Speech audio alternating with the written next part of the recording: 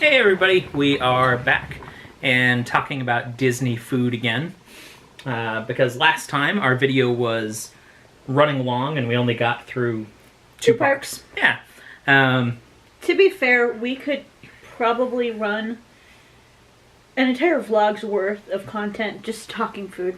Yeah, I think that's probably accurate. And especially, I think the last one took so long because those two parks are probably the best two to eat at for us. Especially Epcot, like, we didn't begin really to scratch the surface of what's available. That was like a highlight reel. Yeah.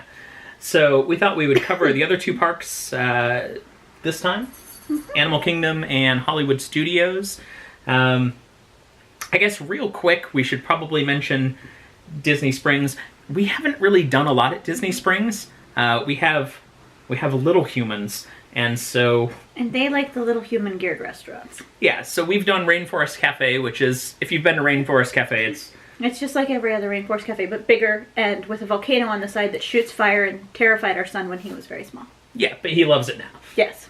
And then T-Rex Cafe, which is Rainforest Cafe with dinosaurs. And a very cool underwater themed bar with a giant octopus. Both are really cool, really fun, but not like anything spectacular. Yeah. T-Rex Cafe is, I've never seen one anywhere else. There might be some other places, but the food was solid. It's just not like... But the atmosphere is a lot of fun, especially if you have young kids.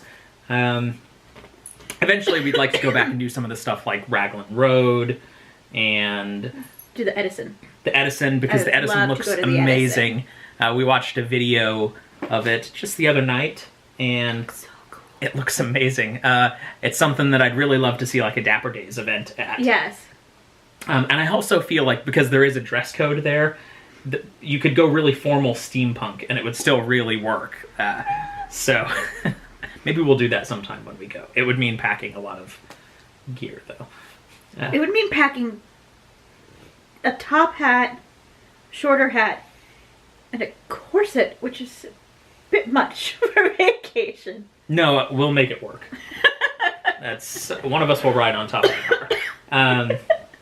I'd also like to try, because I found out they do have like a vegetarian bratwurst at BB's, Big Bad Wolf's. And I just love the idea of eating at a place that serves pork. Big Bad Wolf Sausage Company. Yeah, that's funny. I'd like to try the boat restaurant. Look, the cat's back. Looked very it's like slowly. It's not a vlog without an invasion by Gypsy. We didn't notice the last time. She just sat there and like stared straight into the camera for like 30 seconds without blinking. So she brings a certain je ne sais quoi to the episode. That's literally all the French I know. So I'd like to try the restaurant that's in the boat, but not because I really care about the food, but I just want to go on a paddle boat. So, no, not a paddle boat. What's it called? I don't know, steam. Paddle boat's just one of the little things that you go around the lake in. It's a steam paddle boat, or steam paddle ship. Okay, so, I guess, the other thing that we should probably touch on is our favorite restaurant in all of Walt Disney World. It's not actually in any of the parks. You have to go to Animal Kingdom Lodge, and it is Boma. Boma. We go every time we go to the parks. It is an expensive meal, so if you're going to go, you should know up front. You have to get a reservation, and I think it's between about $41 and $47, depending on the day of the week and whether it's regular season or peak season at the parks. Yeah, and the menu does change seasonally too, so... I think it's actually like almost daily. Like there are certain days of the week certain dishes are on, and certain days of the week others. Yeah. But it is our favorite place to go. It's downstairs after you get to Animal Kingdom. It's buffet style, so they seat you, they take your drink order, and then you just go get all the food you want. And there's like a whole section for meats. I don't do the meats, but you do the fish. I do the fish. There's a nut-crusted salmon that's very good, and a Senegalese yassa style fish cooked in like banana leaf with a tomato-based sauce that's really, really good. And our favorite thing there, or at least my favorite thing there, is the peanut rice, which is fantastic. We make it at home too. Our kids could eat their weight in peanut rice. Yeah. It's kind of sweet. I mean, it's savory because it is peanut, but it's a little sweet. It almost reminds me of like a Thai peanut curry. With no heat. Yeah, there's no spice to it at all. It's just very sweet, but not overpoweringly so. And then there's also like a lot of couscous. There's a whole section of fruits and breads. The breads with the accompanying dips are really good. If you do have picky eaters, there is a section like for younger kids if they want to get like mac and cheese, pasta with red sauce, stuff like that. Like, it doesn't really fit in, nuggets. But they sort of stick it in there just in case. Are not really an issue with our kids. No, they are adventurous eaters. Food. So yeah, they're pretty adventurous eaters. You can also get I guess some places it's called jungle juice, other places it's called Pog. And it's passion fruit, orange, and guava in equal parts, and it's so good. And you can make that at home easy too. We do pretty regularly. Yeah. So that is our favorite place. It's very cool. They usually have drummers come through at one point during the night that kind of go like in a processional line around all the tables. And you can hear them coming from all the way up the stairs. But it's neat just to go walk around.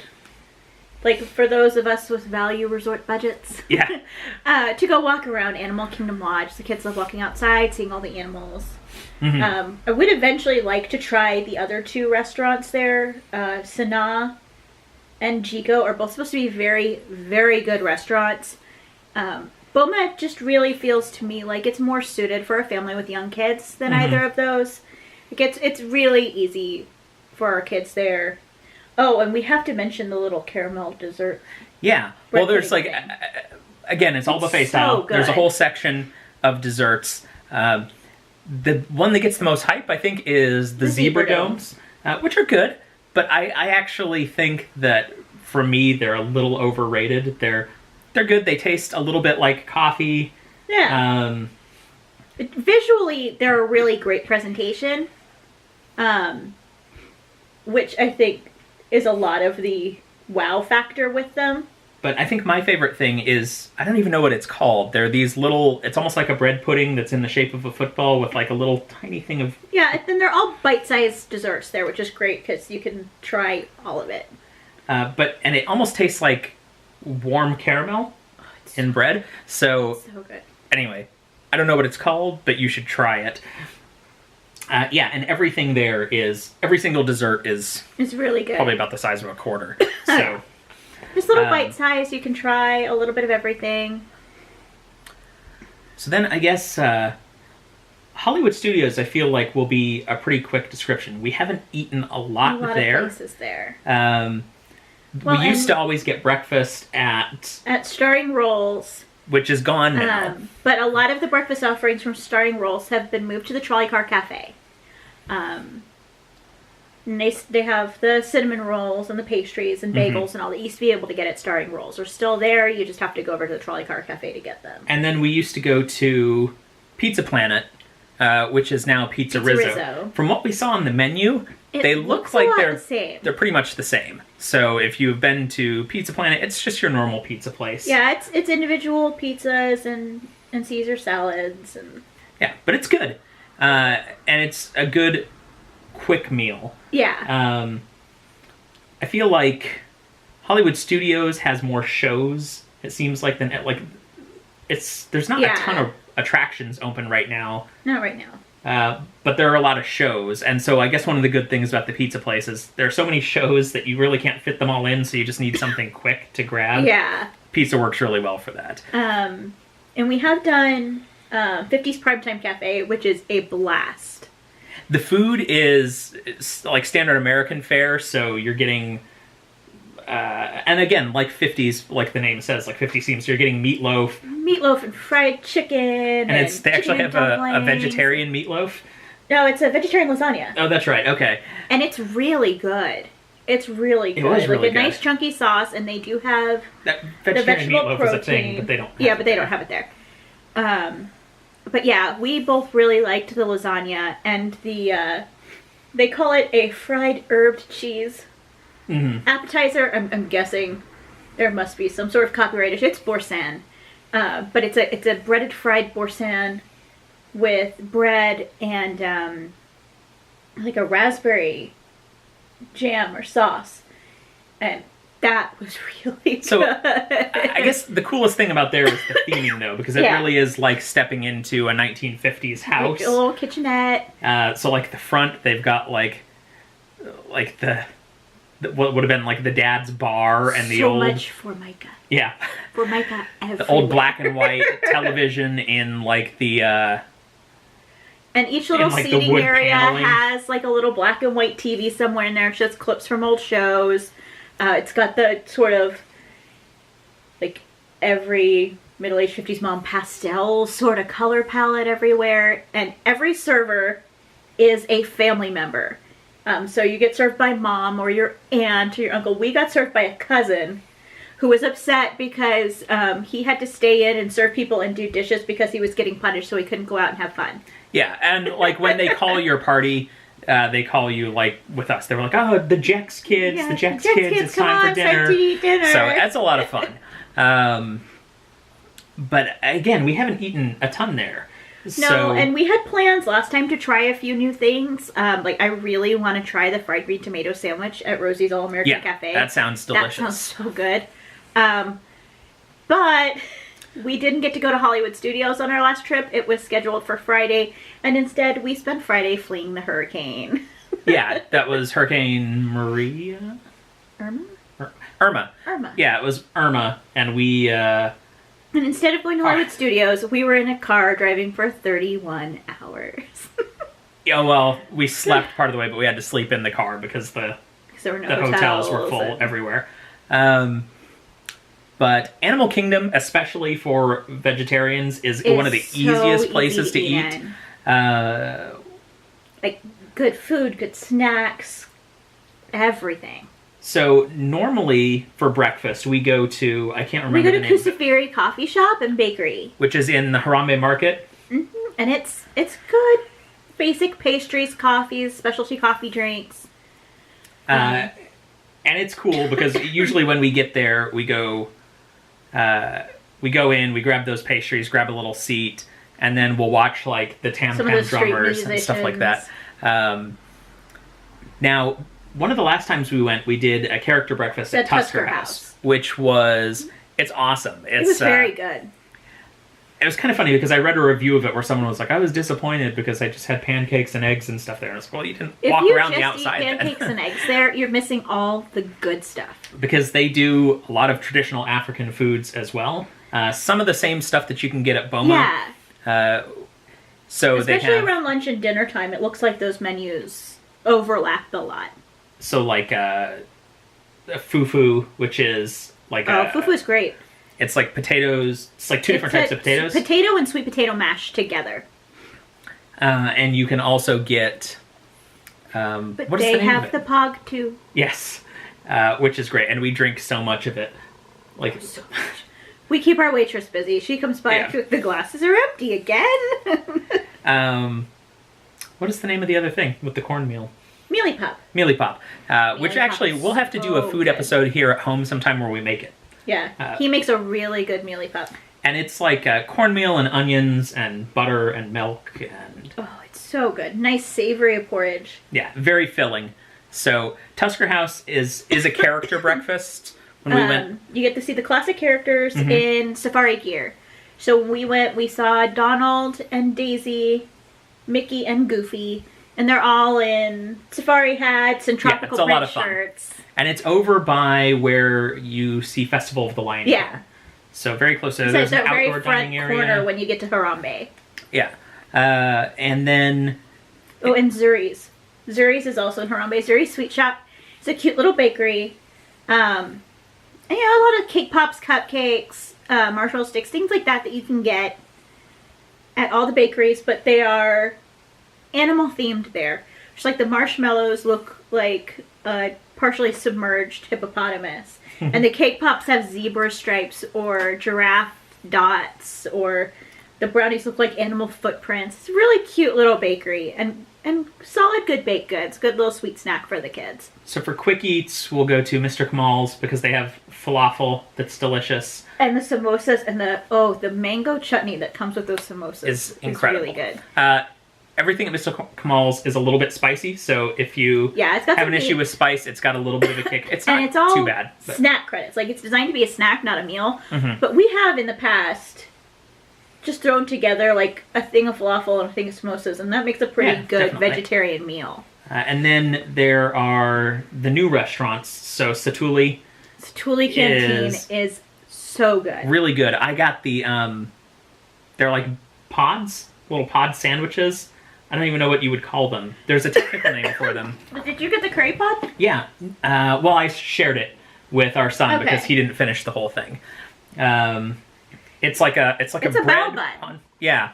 And it's a bao bun, like a steamed bun stuffed with curry and vegetables, and it's delicious. And those come with mixed vegetable chips, like taro and sweet potato. Mm-hmm. And then they do these build your own bowls that are really good. And you pick your base, and it's either a rice mix.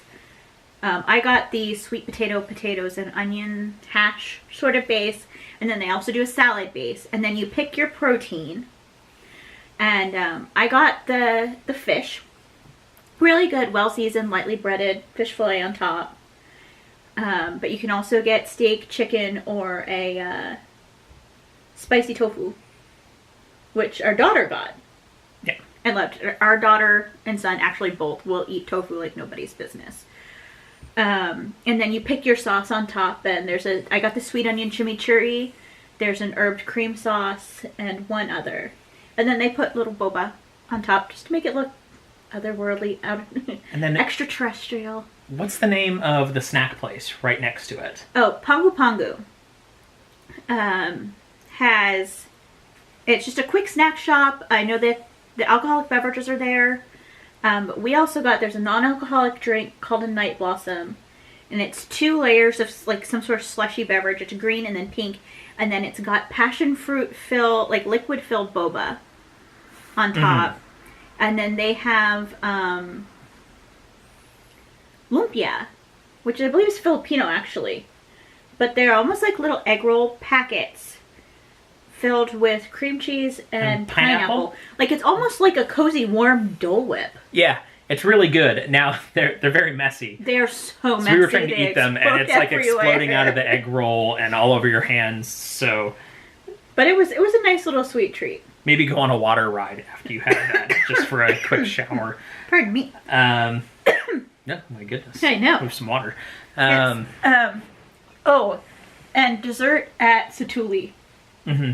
That blueberry cheesecake sphere. Yeah, it really looks cool. It's delicious too, and it's got like a raspberry sort of compote sauce. And then it's like a sphere of blueberry cheesecake, and then a little mini sphere of lemon curd, mm-hmm. and then like a dollop of like sculpted whipped cream. It does look very alien. They did a great job with the design of the food. It's awesome, and it's really good. It's very good. Now, I think that more or less covers it, kind of in a real basic way. I feel like we could go on about the food for a lot longer, but that kind of gives you an overview of all 4 parks in Disney Springs. So we'll do some more focuses, maybe talk some more specifically, like go country by country on Epcot at some point. There's I really think so many good offerings at Epcot that it's really hard to not just really dive in, and we can definitely do a full video on Epcot food, World Showcase food specifically. But we did want to mention a book again, because we've started doing that for all of the home vlogs, and I wanted to do Stephen Barrett's Hidden Mickey's book. I love this book.